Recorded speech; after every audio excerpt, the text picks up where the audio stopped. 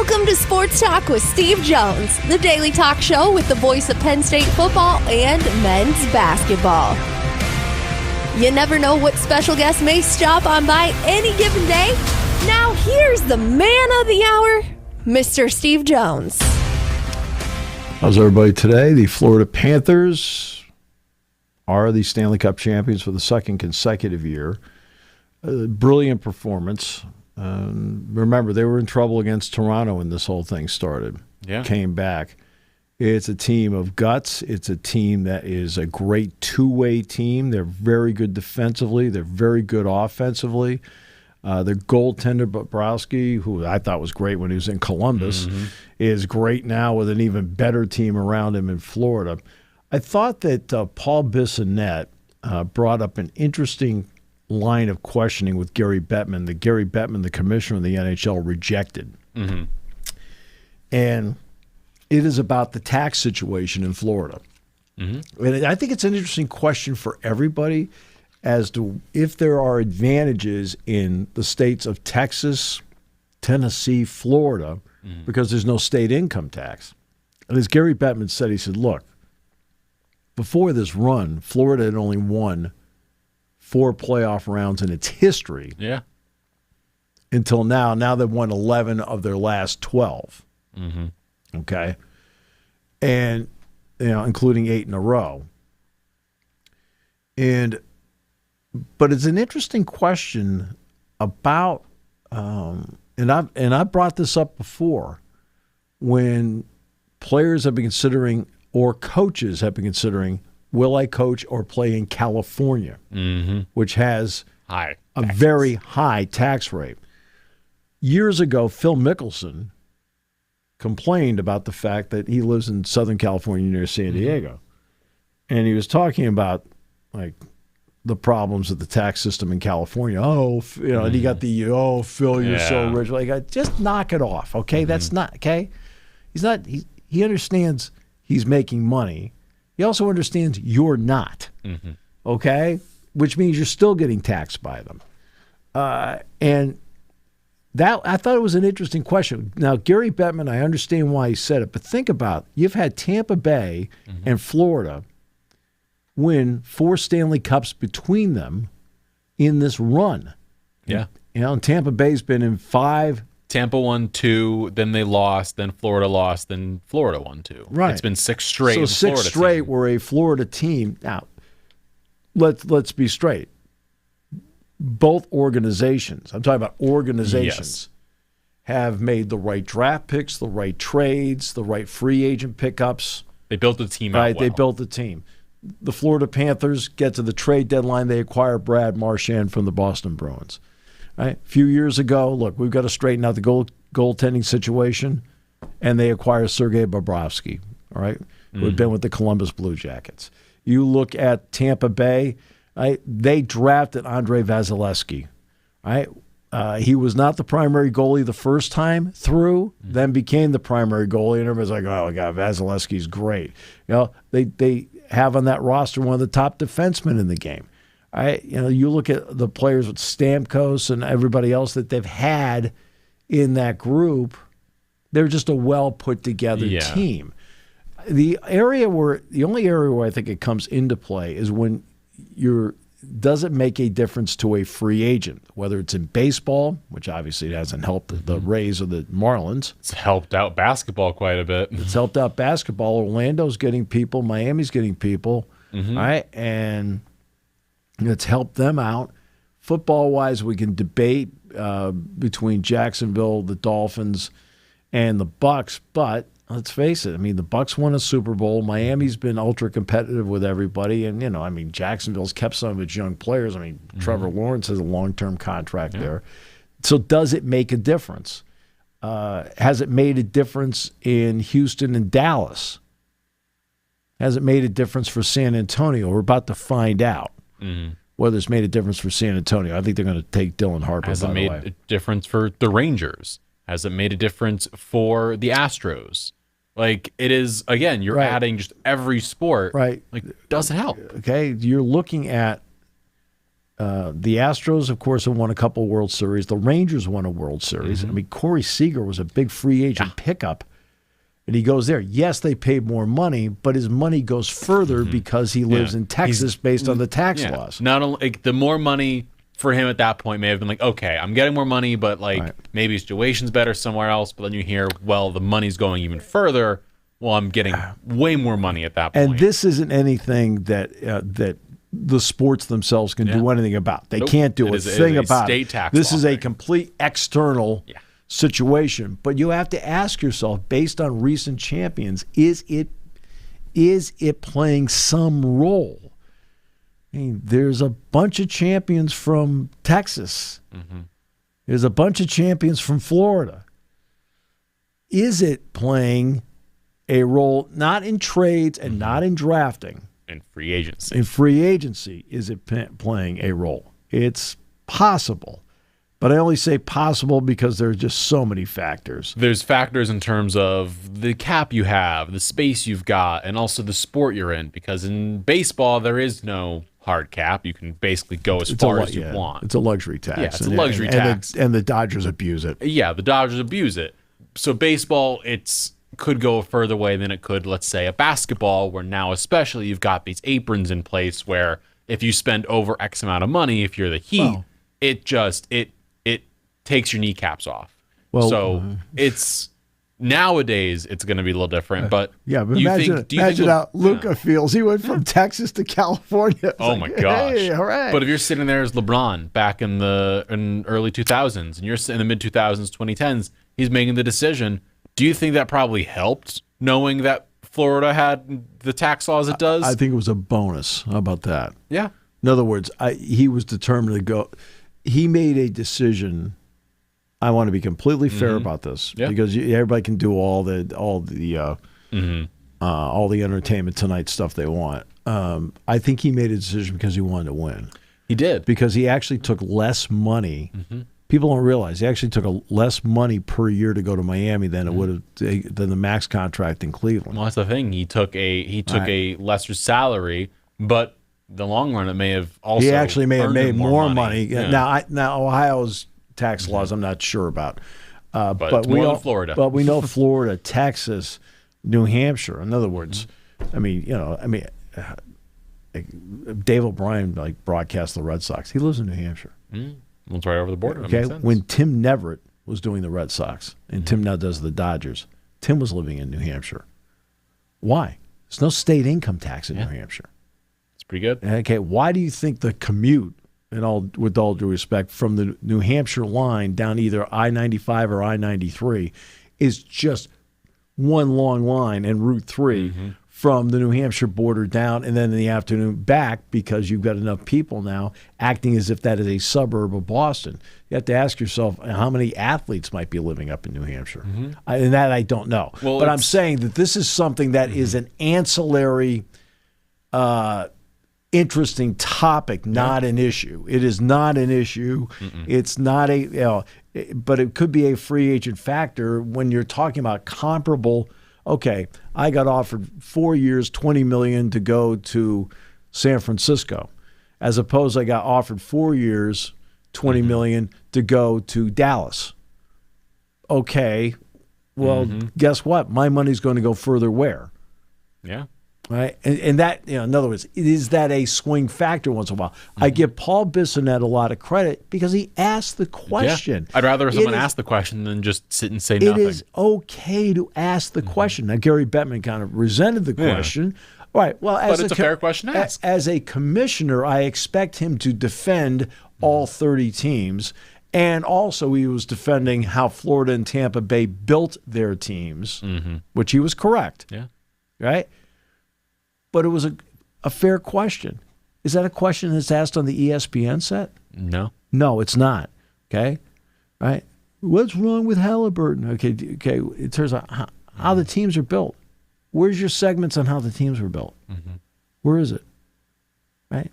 Look, Sam Presti's done an incredible job with Oklahoma City. Okay? He took a guy that was perceived as, and not on this chair, as a star. I've never been a big Paul George, right? As you know. And he parlayed it into everything. I mean, at one point, remember, he had Durant, he had Westbrook, and he had Harden all at one point, right? Oklahoma City had all those guys at one point, and then slowly but surely it was broken apart, right, by circumstances. But now he's built this. Well, don't forget, by the way, that Russell Westbrook trade, he traded Russell Westbrook to the Rockets for Chris Paul and 4 potential first-round picks. And he swapped them, gave Chris Paul, him, and Shai Gilgeous-Alexander, who just got there at the same time. He said, CP, you mentor Shai for a year. They made the playoffs that year. They were really good. And Shai got mentored. Remember, for a full people didn't year. think Oklahoma City was going to be very good, and they ended up making the playoffs. They made the playoffs, and Shai got mentored by one of the greatest point guards of all time. He got a full year under him, and Chris Paul has said, like, I've talked to Shai every day, basically. Yeah. It's pretty good. It's really good. And again, same thing with Indiana. Indiana has Sabonis on the team. Good player. Mm-hmm. You know, but they needed a different type of player. So they made the deal, and they sent him and a couple of others to Sacramento, and they got Tyrese Halliburton. Mm-hmm. And that changed the dynamics of that team. And you could see right away in the first in-season tournament, you know, America's gimmick. But it did showcase in America's gimmick that Halliburton was ready to step up and be one of the better players in the league, to the point where people forget, I think, because he didn't play that often. He was actually on the Olympic team last summer. He was the 15th man, but he said I'd rather be the 15th man than not. Right. Well, better than being the 16th guy. Yeah. I mean, that was Herb Brooks in the Squaw Valley Olympics. He was the guy that got knocked out at the end. And so these are just interesting stories. Mm-hmm. And, you know, is Bissonnette a journalist? No, but he asked a journalist question. Mm-hmm. That's a question you or I would ask. Right? It's a legitimate question. It was a great question, and it was a question that was asked from the athlete's point of view. Mm-hmm. Right? A reporter may not think of that because they're not in this situation. Now, most reporters now can pick where they live and do their work. I mean, I think I've talked to Dennis Dodd so many times. Dennis, of course, now retired. Mm-hmm. But I think Dennis was living in Kansas, for goodness sakes. That's where he worked out of. Mike DeCourcy now works out of Pittsburgh. But it's just one of those, it doesn't take anything away from the organizations. It's just something that will be interesting to watch going forward if it is a factor. I just was down at the U.S. Open covering that. Why do all those guys live in Florida and Texas? A, it's warm. Mm-hmm. B, they can play golf anytime. Mm-hmm. And C, they don't have to worry about state taxes. I believe Tiger lives in Florida, or at least lived. Yeah, he lives in Jupiter. Exactly. So Tiger lived down there. Oh, almost all of them live down in the Jupiter area. I mean, why do you think that the team golf concept is down there? Why do you think it's down at their SoFi? All live there. Right. It's because they all live there. Yeah. Right. That's why. It's just, is it the factor? No, but I think it's an interesting factor, and there's nothing sports can do about it because it just turns out your team is in that state and it's about state laws, and nothing to do with anything else. I believe Philadelphia, though, for example, is one of those cities that has a tax on athletes when they play there. Yep. Right? So it's like, well, they can't help themselves anyway. They're the Sixers. That's a whole different discussion. No, but I'm saying if you're an out-of-town team, you get taxed for Yeah. playing there. Which is crazy. Right? It's different, but again, it's one of those interesting speculative discussions. But who else is having this discussion? And I give him credit for asking the question. And then at that point, Gary Bettman can answer the question any way he wants. All you have to do is ask the question, which now brings us to like the college football playoff part. One of the problems they've had with the college football playoff messaging has been rarely to the commissioners or the decision makers grant interviews. Right? If you want to, have you heard Tony Petitti talk about this at all? No. I don't remember the last time I heard Petitti talk about it. I don't. Tony's never talked about it. Okay? There's a lot of talk that he's the one pushing it in the room, and we've talked about, the 4-4-2-2-1. But talk about it publicly. Right? Yeah, right. We've talked about how he'd like to change playoff weekend. Instead of having a championship game, have 3 play 6 and 4 play 5 for the last 2 automatic qualifying spots for the Big Ten. But he's never been interviewed about that. No. Yormark and Sankey are out every other day talking about it, it seems. Well, Sankey, they say, in other words, he does it because the SEC has the coaches meeting and so forth, so he does it then. And then they'll have their SEC media days coming up next month, and he'll do something then. But still, right. he will still talk about the it. coaches and athletic directors met for the Big Ten, and nobody knows about it. No. Okay? And it was last month. Well, you want to know why? Because nobody did any interviews around it. And Tony Petitti did not grant any media access to himself to do it.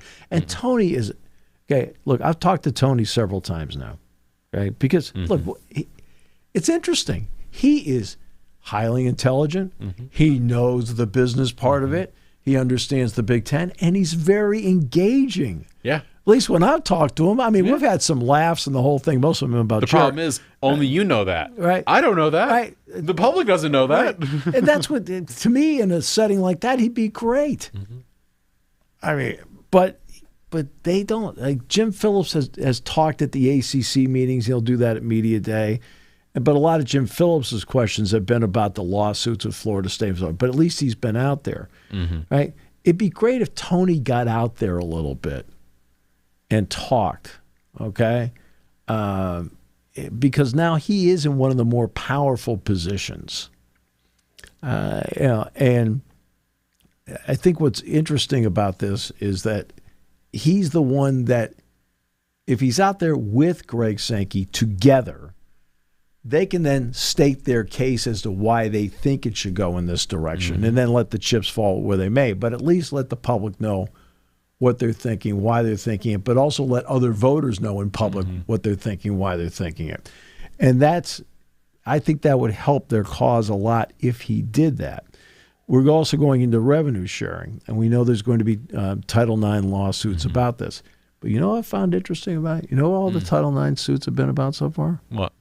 Not about the revenue share of $20.5 million, which is the starting number. It goes up 4% every year. It's all been about the back pay. I found that interesting. There's still time for that to change. I know. I understand that, because the argument is going to be, and Jeffrey Kessler, who was the players' attorney in this, said, "Well, this isn't a Title IX case, right?" And the judge actually agreed with him that it's a Title IX. It's not a Title IX case. And the question would be this: what is the definition of Title IX? Is it about, as they say, opportunity?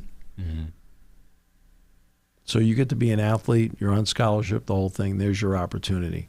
Now, the other part, name, image, and likeness, I mean, this is not Title IX. But, I mean, do you realize who the number one NIL person has been here on campus? It's a men's gymnast because of his podcast. Because of his podcast. Yeah. Right? Not a football player, basketball, wrestler, anything like that. No. Right?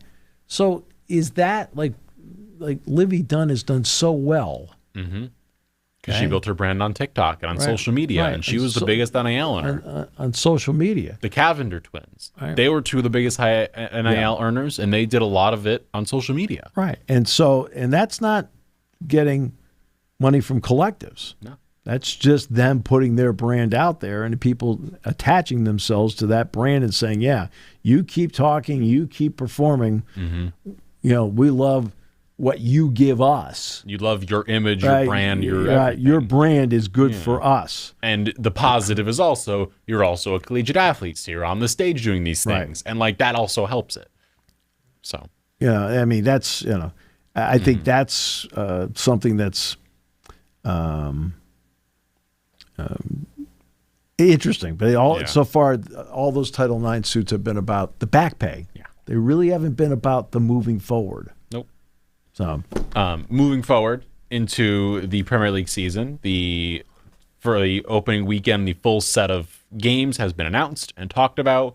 Mentioned yesterday how you always want to hear about the full game slate. We have literally every game and game time. They don't tell us where it's broadcast or it's on yet, but we find that out on the day. And if fixtures move and stuff, whatever. But we have the full schedule, game times, game dates. We know literally everything. Networks. For every team. We know the networks they could be on, but some games might be on Peacock, some might not for NBC, stuff like that. Right, that part. Because that part shifts a little bit. Look, in Great Britain, it's on Sky Sports, I believe. So in Great Britain, it's on Sky. We know exactly where that is. Here in the U.S., it's a little bit different. But we know the game times, game slates. We're officially 2 months away from the start of the Premier League season. It opens up Friday, August 15th. Liverpool take on Bournemouth, so the defending champions take on the Cherries.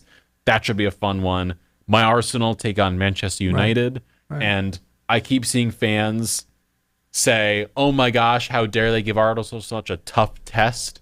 And I'm sitting here like, cool. But they finished 16th last year. Yeah. If we were sitting here and saying, oh my gosh, the Yankees face the Orioles week 1 of next season, where are they in the standings? It's just dead last. You got to play them sometime. Yeah.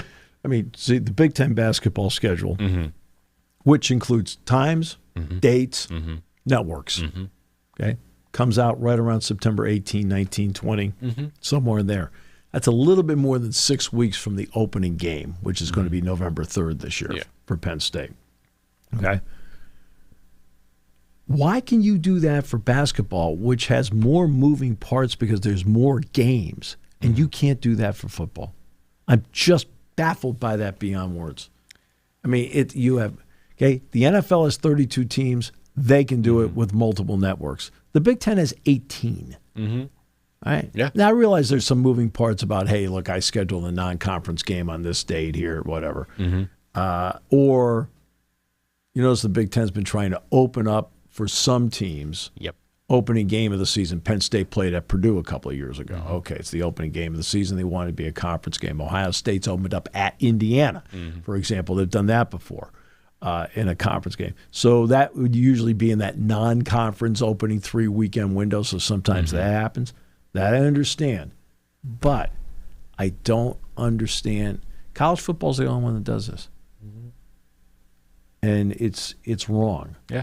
It's wrong. It's wrong for the fans. It's wrong for the sport. So, by the way, over on Twitter for us yesterday, someone responded. A bunch of people were talking all about your thoughts on Big Ten scheduling and all of that stuff. We were discussing that yesterday here on the show, of course. Someone said the NFL schedule is not set. Spoilers, every game time is out. They can flex some things. Literally every game time is here. So I don't know what people are thinking of. Because the last month you can flex games. Yeah. Well, what did I say that Big Ten should be allowed to do? Flex November games, the last month. Excuse me, it's the exact same plan as the NFL. Okay? There are no flexing of games in the NFL in September and October, right? And I don't think there's really any flexing of games in November. It isn't really until they get to right around Thanksgiving to the end where they may look at like the Bengals and the Steelers. Week 12 onwards usually. It's like that. I don't want to see the Raiders take on the Browns in week 16. Right. You're out. I want to see the Chiefs play the Bills. Right? And that's so whomever said that doesn't understand how the NFL schedule works. Right? They're all there. Yeah. But you're allowed in the last 5 weeks of the season to flex. Well, I'm saying the last 5 games of the Big Ten season starting November 1 because there's 5 November games this year. When you are 6 or 7 games through the season, we pretty much know who you are. November 1 to November 29, there are 5 games. You're allowed to flex a game in there if you want, if you think there's a better matchup you want at a certain time. Yeah. Right? Everything else should be set in stone going in, and everything else in November should be, here's what we think it's going to be with the ability to flex a game if need be. Right? Should I use a whiteboard here to explain? It's the same plan as the NFL. Yeah. Right? I didn't make that plan up. It's the NFL's plan. Pretty good plan, Steve. I think I'll go talk to LeVar. Thank you for listening to Sports Talk with Steve Jones, a 7 Mountain Media production. Come back at 11 every weekday for analysis of the latest happening in the sports landscape. From college football to European soccer, Steve and Kyle cover it all on Sports Talk with Steve Jones.